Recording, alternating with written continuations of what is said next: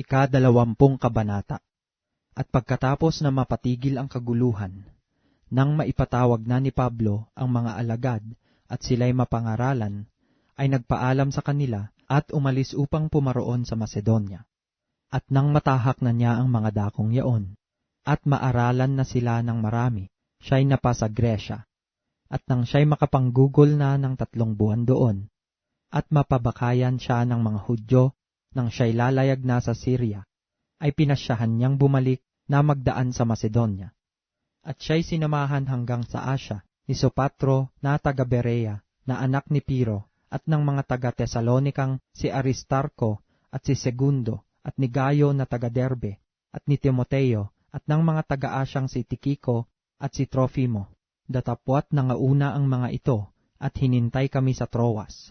At kami nagsilayag mula sa Filipos, pagkaraan ng mga kaarawan ng mga tinapay, na walang lebatura. At nagsidating kami sa kanila sa Troas, sa loob ng 5 araw, na dooy nagsitira kaming 7 araw.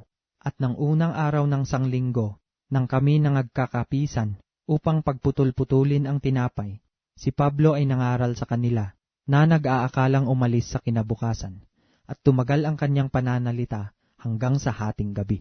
At may maraming mga ilaw sa silid sa itaas, na pangkatipunan namin, at may nakaupo sa durungawan na isang binatang nagngangalang Eutico, na mahimbing sa pagtulog, at samantalang si Pablo ay nangangaral ng mahaba, palibhasa'y natutulog ay nahulog, buhat sa 4 grado, at siya'y binuhat na patay.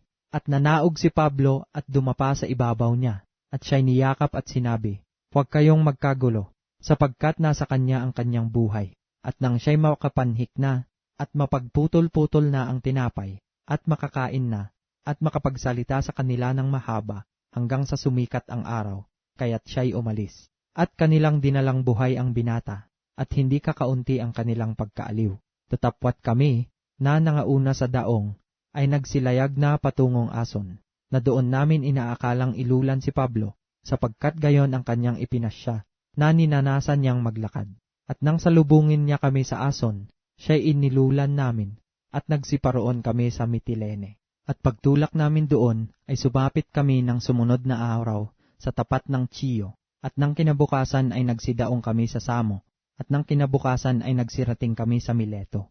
Sapagkat ipinasya ni Pablo na lampasan ng Efeso, upang huwag na siyang manggugol ng panahon sa Asya, sapagkat siya'y nagmamadali, upang kung maaari ay dumating sa Jerusalem sa araw ng Pentecostes. At mula sa Mileto ay nagpasugo siya sa Efeso at ipinatawag ang mga matanda sa iglesia.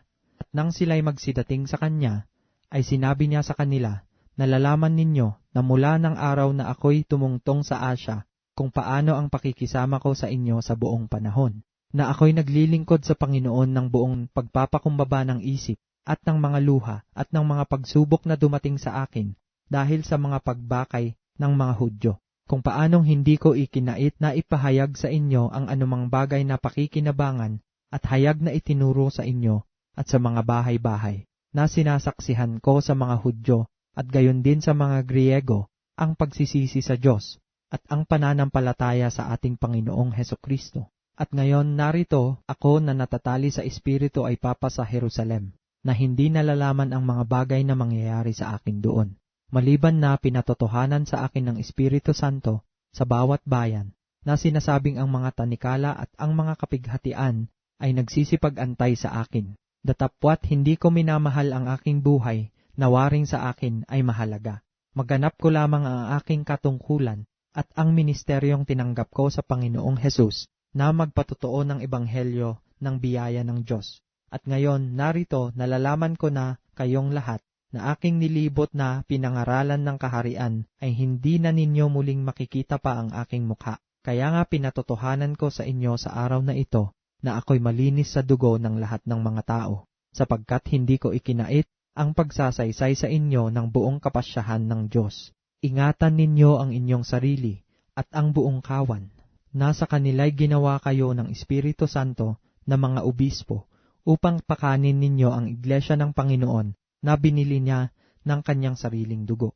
Aking talastas na pag-alis ko ay magsisipasok sa inyo ang mga ganid na lobo, na hindi magpapatawad sa kawan. at magsisilitaw sa mga kasamahan din ninyo ang mga taong mangagsasalita ng mga bagay na masasama, upang mangagdala ng mga alagad sa kanilang hulihan. Kaya nga kayo'y mangagpuyat, na alalahaning sa loob ng 3 taon ay hindi ako naglikat sa gabi at araw ng paalaala sa bawat isa na may pagduha. At ngayon ipinagtatagubilin ko kayo sa Diyos at sa salita ng kanyang biyaya, na makapagpapatibay at makapagbibigay sa inyo ng mana sa kasamahan ng lahat na mga pinapaging banal. Hindi ko inimbot ang pilak ni numan, o ang ginto, o ang pananamit. Nalalaman din ninyo na ang mga kamay na ito ay nangaglilingkod sa mga kinakailangan ko at sa aking mga kasamahan. Nagbigay halimbawa ako sa inyo sa lahat ng mga bagay. Nasa ganitong pagpapagal ay dapat kayong magsisaklolo sa mahihina at alalahanin ang mga salita ng Panginoong Hesus, na siya rin ang may sabi, lalo pang mapalad ang magbigay kaysa tumanggap. At nang makapagsalita na siya ng gayon, ay nanikluhod siya at nanalangin kasama silang lahat. At silang lahat ay nagsipanangis ng di kawasa at nangagsiyakap sa lieg ni Pablo at siya'y hinagkan nila, na ikinahahapis ng lalo sa lahat ang salitang sinabi niya, na hindi na nila makikitang muli pa ang kanyang mukha at kanilang inihatid siya sa kanyang paglalakbay hanggang sa daong.